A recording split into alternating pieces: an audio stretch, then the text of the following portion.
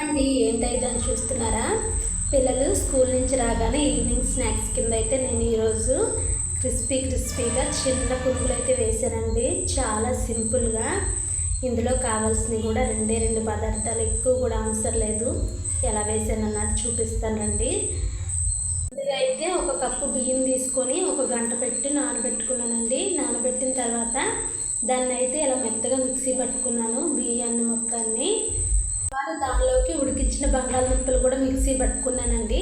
ఈ రెండింటిని కూడా మెత్తగా మిక్సీ పట్టుకొని అందులోకి కొంచెం ఉప్పు, అలాగే జీలకర్ర, పచ్చిమిరపకాయలు, ఉల్లిపాయలు కూడా వేసుకొని మంచిగా కలుపుకున్నానండి.